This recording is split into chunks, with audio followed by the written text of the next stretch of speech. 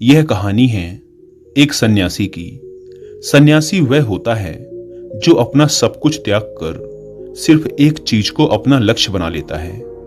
कोई भी व्यक्ति सन्यासी बेवजह नहीं बनता।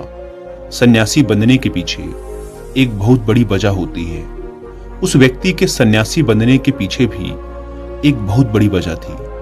सन्यासी बनने से पहले उस व्यक्ति के मन ने उस व्यक्ति से बहुत से गलत कार्य करवाए थे, बहुत से पाप करवाए थे। उस व्यक्ति का मन उसका मालिक बन चुका था और वह अपने मन का गुलाम। जीवन के हर सुख, आराम और ऐश्वर्य प्राप्ति के बाद भी उस व्यक्ति के मन में अथाह पीड़ा थी और यही मानसिक पीड़ा उसे सन्यासी बना देती है। सन्यासी बनने के बाद वह व्यक्ति सांसारिक दुनिया से दूर हो जाता है, जंगल में रहने चला जाता है, ध्यान करता है, तरह तरह की साधनाएं और अभ्यास करता है, भिक्षा मांगकर भोजन करता है, एकांत और मौन का अभ्यास करता है। लेकिन फिर भी उस व्यक्ति का मन शांत नहीं होता। वह अंदर से बेचैन और परेशान ही रहता है। यहां एक बात समझने वाली है कि ध्यान या किसी भी साधना का जो शुरुआती बिंदु है, उसकी शुरुआत ही तभी की जा सकती है जब हमारा मन शांत हो, जब हमारा मन हमारी सुनता हो। लेकिन उस सन्यासी का मन ना तो शांत था और ना ही उसकी सुन रहा था। उस सन्यासी के मन में यह बात गहराई से बैठती जा रही थी कि मन को वश में करना, मन पर काबू पाना असंभव है। लेकिन फिर एक दिन उस सन्यासी को एक व्यक्ति मिलता है जो ना तो कोई साधु सन्यासी होता है और ना ही कोई बुद्धिमान व्यक्ति। वह तो बस एक साधारण सा चारवाहा था जो उस जंगल में अपनी भेड़ों को चरा रहा था। वह चारवाहा उस सन्यासी के पास आकर उससे पूछता है, क्या मैं तुम्हारी कुछ मदद कर सकता हूं? तुम बहुत परेशान लग रहे हो। मैं तुम्हें पिछले कई दिनों से देख रहा हूं। तुम बहुत बेचैन रहते हो। अगर तुम चाहो तो मैं तुम्हारी सहायता कर सकता हूं। चारवाहे की बात सुन सन्यासी कहता है, भला तुम क्या मेरी मदद कर सकते हो? तुम तो एक संसारी हो जो अपनी मोह माया में लिप्त रहता है। यह सुन वह चारवाहा उस सन्यासी से कहता है, मैं तुम्हारी मदद कर सकता हूं। मैं मन को वश में करना जानता हूं। सन्यासी चारवाहे के मुंह से यह बात सुन जोर से हंसता है और कहता है, क्या कहा तुमने? तुम मन को वश में करना जानते हो? मैंने अपना सब कुछ त्याग दिया, आकर जंगल में रहने लगा। तब भी मैं अपने इस मन का गुलाम हूं और तुम कह रहे हो कि तुम इसे वश में कर सकते हो। वह चारवाहा कहता है, मन को वश में करने के लिए सभी वस्तुओं का त्याग करना आवश्यक नहीं है और ना ही जंगल में आकर रहना जरूरी है। बस एक चीज है जिसे छोड़ना सबसे जरूरी है। वह सन्यासी उस चारवाहे से पूछता है, और वह एक चीज क्या है? वह चारवाहा सन्यासी से कहता है, वह एक चीज है गलत जानकारी। आज तक हमारे भीतर जो भी जानकारी गई है उसी ने हमारे मन का निर्माण किया है। सन्यासी उस चारवाहे से पूछता है, परंतु वो कैसे?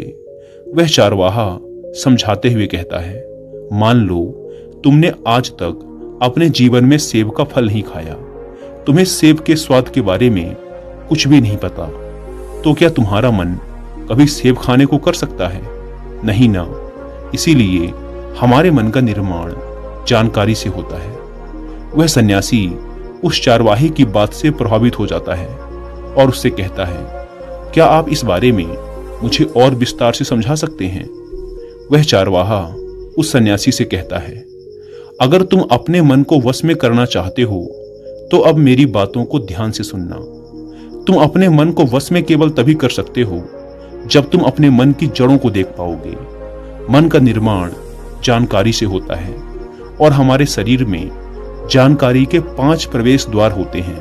पहला, आंख। हम अपनी आंखों से जो कुछ भी देखते हैं, अच्छा या बुरा, वो सब हमारे मन की याददाश्त में इकट्ठा होता रहता है। दूसरा, कान। हमारे कान जो कुछ भी सुनते हैं वह भी हमारे मन में बीज के रूप में बो दिया जाता है। तीसरा, जीभ। जिस भी चीज का स्वाद हम एक बार ले लेते हैं वह हमारे मन की याददाश्त में अंकित हो जाता है। चौथा है नाक। जो भी हम एक बार सूंघ लेते हैं खुशबू या बदबू, वो सभी हमारे मन में दर्ज हो जाती हैं। और पांचवा है त्वचा। जिस भी चीज को हम एक बार छू लेते हैं, स्पर्श कर लेते हैं, उसकी याददाश्त हमारे मन में कहीं न कहीं अंकित हो जाती है। इन पांचों शारीरिक दरवाजों से जो भी जानकारी हमारे अंदर जाती है, वह जानकारी बीजों के रूप में जमा हो जाती है और धीरे धीरे वृक्ष बनती है। हमारा मन मिट्टी की तरह है जिसमें बीज बोए जाते हैं, और हमारी बुद्धि बीज बोने वाले किसान की तरह है। अगर हमारी बुद्धि गलत जानकारी के बीजों को सही जानकारी के बीज समझकर बो देगी, तो जब भविष्य में वह बीज वृक्ष बनेगा तो वह खराब फल ही देगा। तुम्हारा मन तुम्हारे वश में इसीलिए नहीं है क्योंकि तुमने पहले से ही अपने मन में बहुत सारे गलत बीज बो रखे हैं, और अब वो बीज बड़े वृक्ष बन चुके हैं। वह सन्यासी उस चारवाहे से पूछता है, तो अब मुझे क्या करना चाहिए, क्योंकि अब तक तो मैं बहुत सारे गलत बीज बो चुका हूं और जो बोए जा चुके हैं उन्हें वापस निकाल नहीं सकता। वह चारवाहा उस सन्यासी से कहता है, अब तक तुम अनजाने में गलत बीज बो रहे थे, लेकिन अब जानबूझकर सही बीज बोना आरंभ कर दो। भीतर अगर हजारों बीज गलत हैं तो क्या हुआ, अब से लाखों सही बीज बोने के लिए तैयार हो जाओ। तुम्हें बस पूरे दिन इस बात पर ध्यान देना है कि इन पांचों द्वारों से तुम्हारे भीतर क्या जानकारी जा रही है, और जो जानकारी जा रही है वो सही भी है या नहीं। वह सन्यासी पूछता है, यह कब तक करना होगा। वह चारवाहा कहता है, पूरी जिंदगी भर। जिस प्रकार तुम हर दिन अपने पेट को अच्छा भोजन देते हो, उसी प्रकार तुम्हें हर दिन अपने दिमाग को भी अच्छा भोजन देना है, यानी सही जानकारी और सही विचार। जीवन में हर दिन हर पल तुम्हें सिर्फ दो विकल्प मिलेंगे, जिसमें से एक विकल्प तुम्हारे लिए सही होगा और दूसरा गलत, लेकिन तुम्हें हर बार सही विकल्प का ही चुनाव करना है। हमेशा याद रखना, सही विकल्प का चुनाव करते समय तुम्हारे भीतर पीड़ा पैदा हो सकती है, लेकिन वह पीड़ा सिर्फ कुछ समय ही रहेगी। इसीलिए चाहे तुम्हारे अंदर कितनी ही पीड़ा क्यों ना हो, तुम्हें हर बार सही का ही चुनाव करना है। जितनी बार तुम सही चुनोगे, उतनी बार तुम अपने अंदर एक सही बीज बोओगे, और जिस दिन तुम्हारे अंदर के सही बीजों की संख्या गलत बीजों की संख्या से अधिक हो जाएगी, उस दिन तुम्हारा मन तुम्हारे बस में होगा।